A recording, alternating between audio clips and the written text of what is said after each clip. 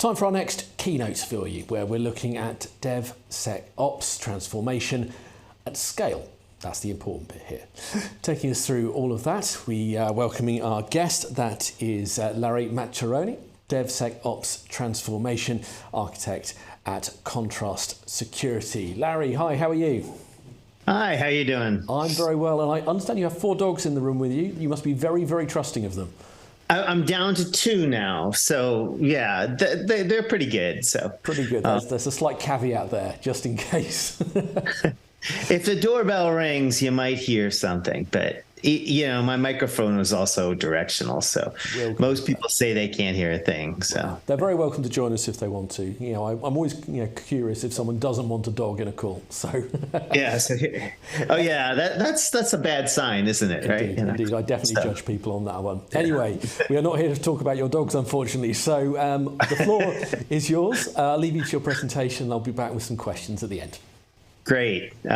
So I'm Larry Maccherone, and as you heard, I'm here to talk about scaling DevSecOps transformation in the enterprise. So I've got a little punchy sort of quote here. It's not actually a real quote, apparently, but it's been repeated enough that it's sort of become one. There's something very similar done by a Navy person and a pirate.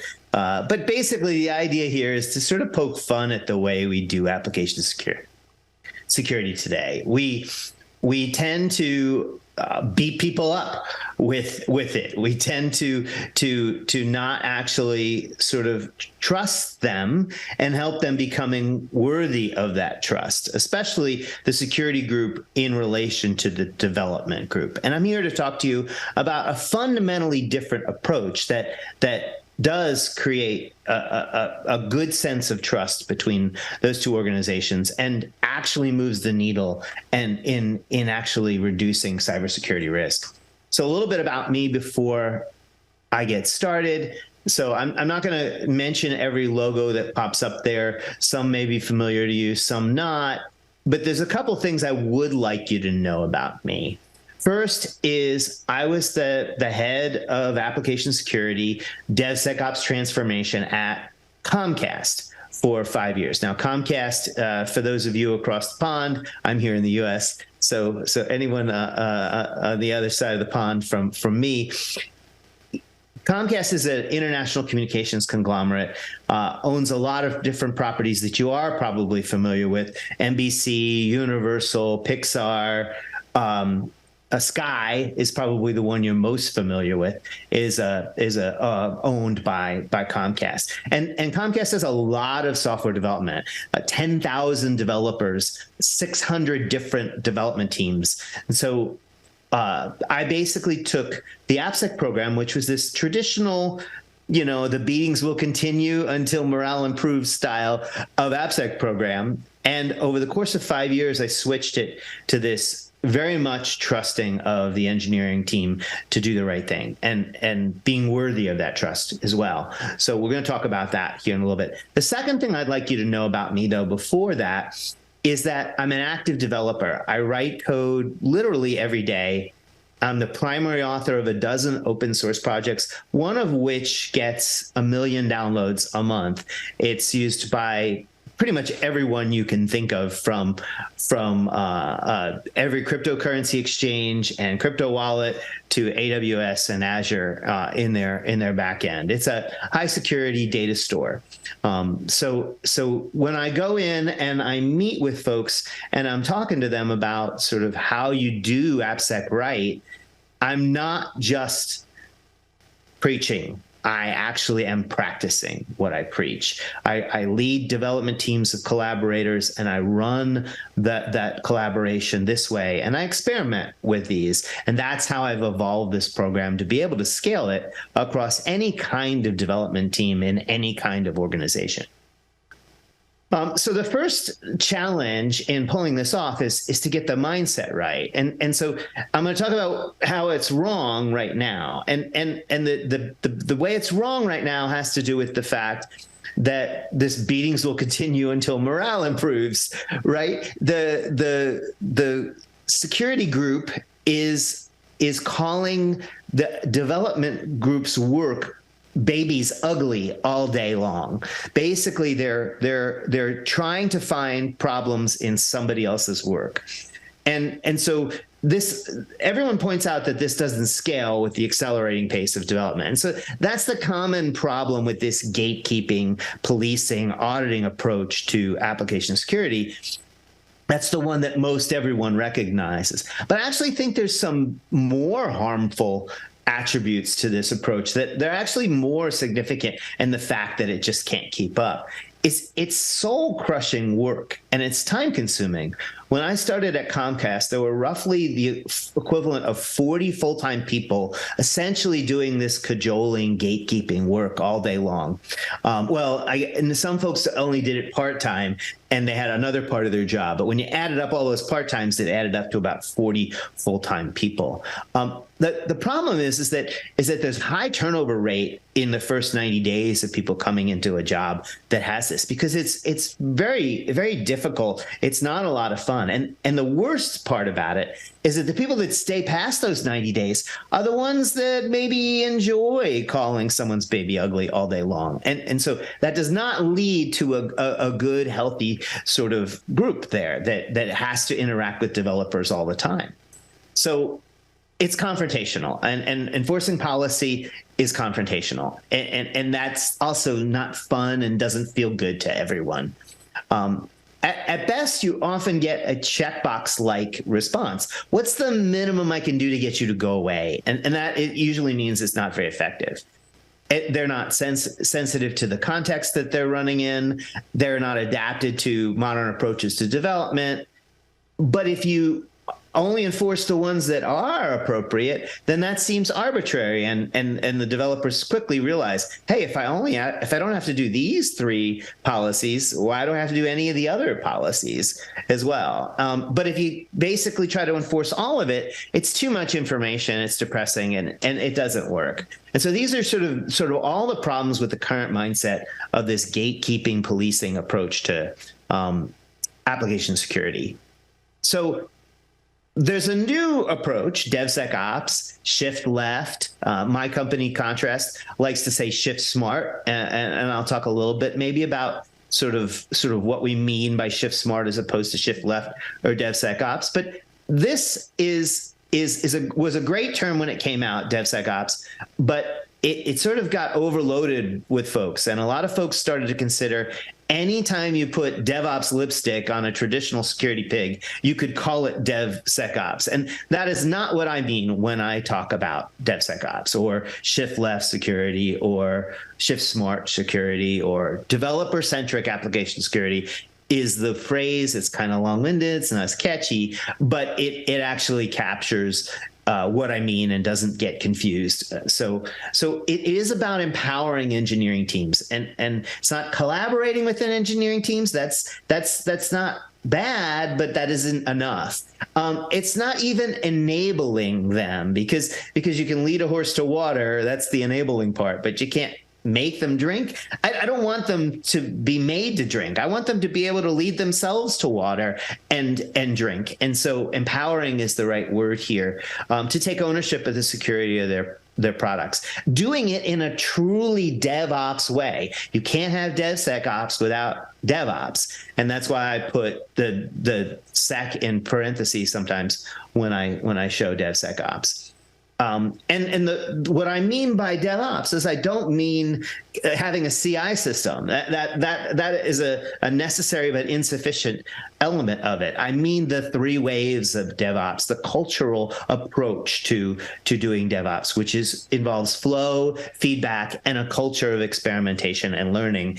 And this is sort of the real definition of DevOps. And if you aren't actually buying into these concepts, you're not really doing DevOps in my mind. But the bottom line here is the most important thing, is that we provide value as software developers to the organizations we work for by delivering software. And so we can never forget that roadmaps have to be maintained, they have to be met, and we have to keep delivering software. We can't stop the presses to do some security. So we have to hopefully accelerate security in the long run. There could be a little bit of slowdown in the short run. So I don't like to talk about policies. Although some of the things I'm going to show you here might feel like policies to you, and you probably have policies that say these similar things to this.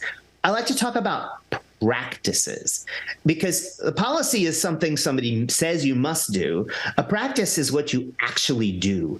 And so I want people to adopt practices. I want development teams to adopt practices. Well, how do you identify the list of practices that you want to encourage, empower engineering teams to adopt? And so I have this approach to doing this. But before I get into that, I want to sort of list sort of the ways that most people go about it, and why it's not quite as good as the way I'm going to propose that you do it. And most people go about it by borrowing something like OpenSAM or the NIST standard or the SANS content or the OWASP content or the PCI standard. And there are actually some great elements to these things, but they also suffer, not all of them equally, but they all suffer to some degree from a bunch of negatives here. First of all, they don't all say the same thing.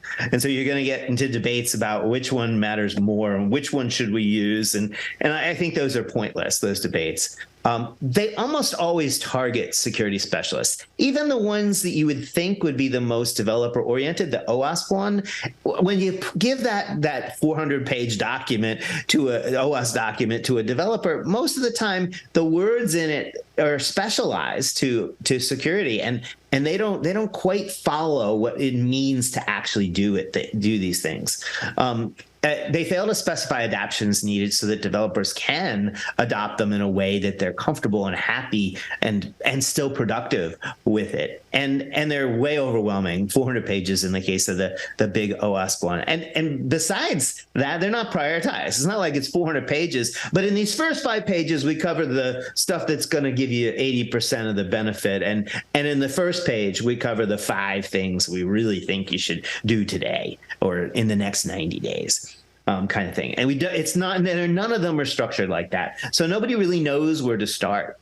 And they fail to consider unique context. So here's what I do instead. When I come into an organization and they want to do a DevSecOps transformation, shift left, shift smart, developer-centric AppSec, when they want to move this way, I meet with them and I host a workshop. And the workshop has the 3 to 5 most respected engineers in the organization in the room. And I'm doing this for a couple reasons. First of all, if you're going to give a set of practices to engineers, you want engineers helping you design the list of practices and get the wording right so that it means something. But more importantly, by having those people help create this list, rather than came down from security, they will actively advocate for it once it rolls out to the organization. So it fundamentally changes the vibe of how a policy rewrite is perceived. And I don't actually ever call it a policy rewrite. It's just a list of identified list of weighted practices. And then we come into the room without SANS or the current policy manual or OWASP. You can bring those in your head, but if you're an expert in that stuff.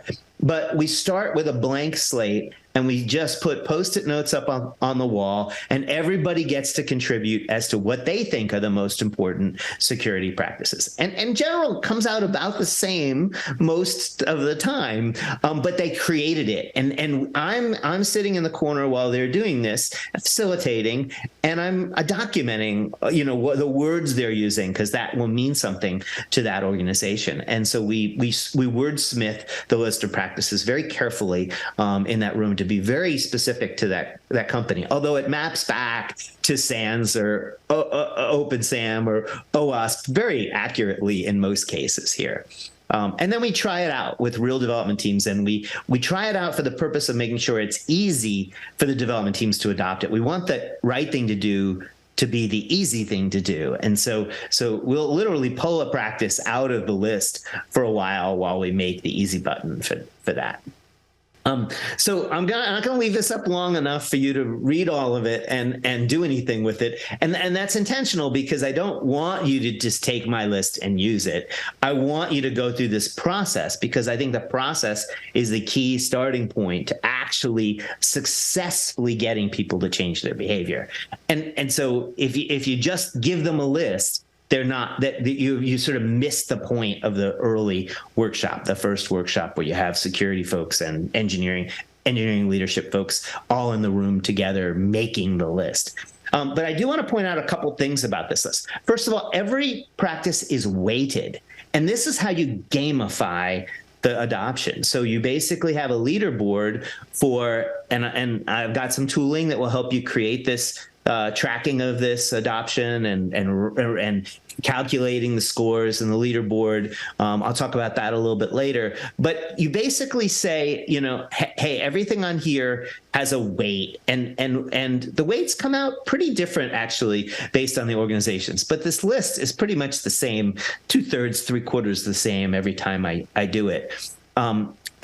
And the weight is really important because I want people to know how valuable this is. And the leaderboard is based on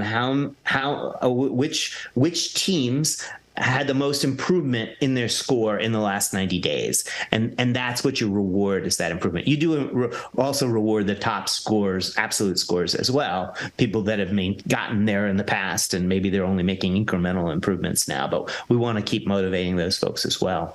The most improved, though, is the most important leaderboard to start off the program with, though. So the second thing to keep in mind is the way I've worded these tool-oriented practices, which is the heart of a lot of DevSecOps transformations, is I've sort of broken the world down into two tool categories. Tools that find vulnerabilities in the code you import.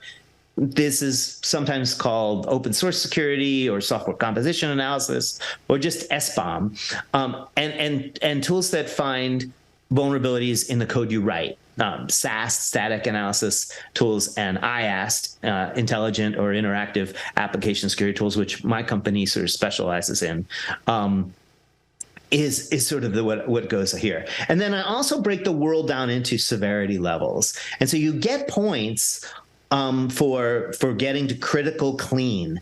And I'm rewarding not the fact that you're running the scan. You get no points for running the scan and for implementing it in your pipeline, although that's a precursor to this. You only get points once you resolve the findings from the scan, because that's where all the value is. And so the points are associated with getting and staying clean at a particular policy level. And you can keep expanding the scope of this from critical to high, from one tool category to another, from one app to another. And that's how you make incremental improvement. And the whole plan is sort of around incremental improvement. Don't put down a policy and expect everyone to adopt it as fast as possible, everything in it. Put down a game and expect everyone to sort of try to maximize their score in the game. And that's the approach here. The other thing to point out here is that these top 4 practices here have nothing to do directly with security, but you can't have great security without great engineering. And these are associated with great engineering, software engineering. And so if you aren't doing at least these 4 things, you're probably not doing DevOps, and you're probably not.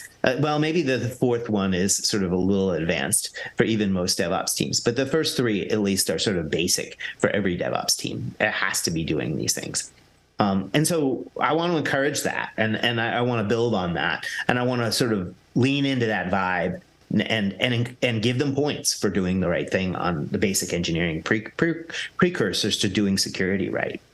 Okay, so how do you get people to actually adopt these practices? I use a Ted Lasso style coaching approach. Now, those of you across the pond, probably a lot of you haven't heard of Ted Lasso. It's a television show on Apple TV, and it's an American football, that weird shape thing. You would call it like a rugby ball shape, although I think it's even a little different from that. Gets hired to run a Premier League soccer, we would call it, a European football team, and he knows nothing about soccer, European football.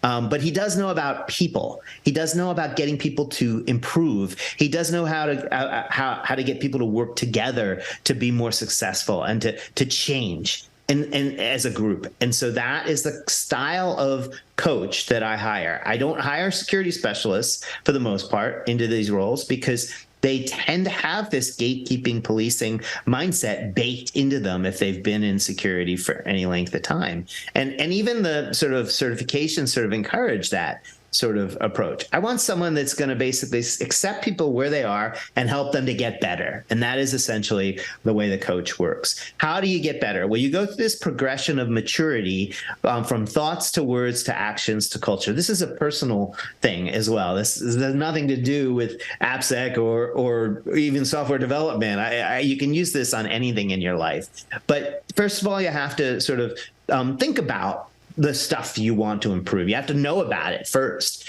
And that's sort of the lowest level of the rung. And it's white. It's not red. If you're not doing it and you've not even really thought much about it at this point, we're not going to ding you and mark you red because people will tend to lie rather than get a red mark on their scorecard. So we just sort of say it's not done yet. Green, the darker shades of green is where you're headed to. But at the beginning, you're just not done yet. So it's just white.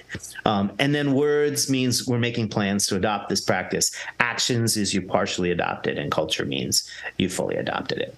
And so you use this in a coaching session. Now this slide looks very similar to the other one, but the words are different on it if you're following along carefully. But basically, you sit down with each individual 2 pizza, 5 to 15 people development team, and you walk through the list of practices in a conversation. Are you doing this? Great, you are doing this. Can you pull up the tool and show me how you're doing on it?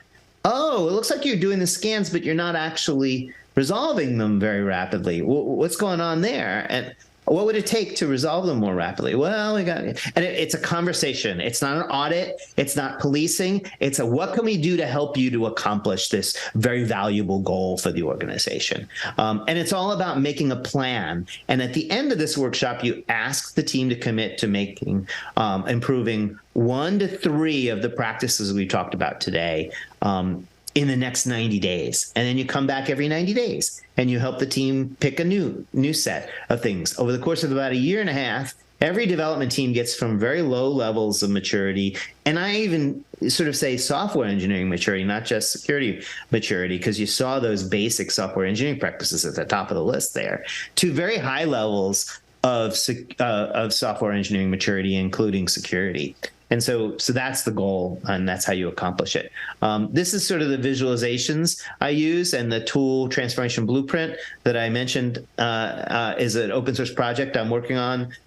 You can sign up at transformation.dev for sort of get access to the beta when it's available. It's in private alpha right now. So if I help your organization to do one of these workshops and get started, then you'll get access to the tool because of that. The first objection I get often when I bring this up is that it doesn't scale. How do you meet with every development team every 90 days? Well, think about it. The meetings are only 90 minutes long for the first one and 60 minutes for each follow-on one. And so that's an hour and a quarter. If you do 10 in a week, that's still only 12 and a half hours in a week. So and you only have to meet every 90 days. So call it a quarter. That's 13 weeks. Well, round it down to 10 with vacation and stuff. 10 per week times 10 weeks is 100. So a coach can handle anywhere between sort of 75 and 100 pretty leisurely without it sort of stressing them out. When I was at Comcast, whenever the team count on average got up to above 80 per coach, I would freeze admission to the program, and I would go get budget for more coaches until we got that number down so that you can sort of scale this thing. And then we federated the program to the point where we certified people in the business to also be coaches. And they might only have 5 teams each because they have a primary other job, but this is sort of their side job. And that scales the program really nicely across the organization. Very little resources. In fact, 1/4 the number of resources than what we were using the old way with the cajoling policing. And so basically, any open headcount those people had, my CISO gave them to me. Well, gave every 4 of those, gave 1 to me, and then we got rid of the other 3 and saved that money. And so that's how we grew the program. And over the course of 5 years, we added, 50 teams the first year and 100 teams the second year, and, et cetera, until we got to all 600 teams over the course of 5 years. This is the tool I talked about. I do have a section here on metrics because it's important, but I've already talked a lot about metrics, so I'm just going to sort of skip past this a little bit and point you to a YouTube slide I have, a YouTube video I have. This was the talk I gave at the RSA conference, which sort of talks about the metric system I used to sort of drive this. And this is the sort of the money slide from that deck. It shows that teams that adopted the practices, even half of the practices, had 1/6 as many vulnerabilities found in production. And again, at 1/4 the cost. So that's my talk. Please connect with me on LinkedIn. We might have some questions here, but if we don't get to all of them, you can ask those questions there. You can ask for slides, and please sign up for the beta for Transformation Blueprint. Larry, thank you very much indeed. We've just got time for one quick question before we go to our final last call networking break of the show. But the question I wanted to really ask you was, when it comes to developers, about whether they do have the awareness or the prioritization of security. Is that fair? And if it is, why is that the problem? No, that's not the problem at all. Developers want to be proud of their work. They don't want the applications they put out there to be hacked. So if you just hook into their desire for engineering excellence, you have no resistance. If you word it as a policy and you police it, that's where all the rub comes from. And if you just think that they don't care, it's that they don't care about the way that the security people are pushing it down to them. They want to do it the way a developer would do it. And so that's the difference. I had more people want to get into the program at Comcast than I could let in every year, except for the first year and a half, 2 years. So once the program got rolling, more developers wanted to do it this way than the old cajoling policing way. So it's a lot about the approach and the gamification side of things. Do you feel that helps to tap into the sensibilities of that particular skill set? Oh, absolutely. I mean, not every developer is a gamer, like, computer games, but a lot of them are. And they're all, human nature is to be a little bit competitive, and you get an endorphin rush when you get, you're at the top of a leaderboard or even on the leaderboard at a 600 team organization. So that's sort of very encouraging as well. Larry, thanks ever so much. Really enjoyed your company this afternoon here at Tech Live London. Really appreciate your time. Thank you. Thank you very much indeed.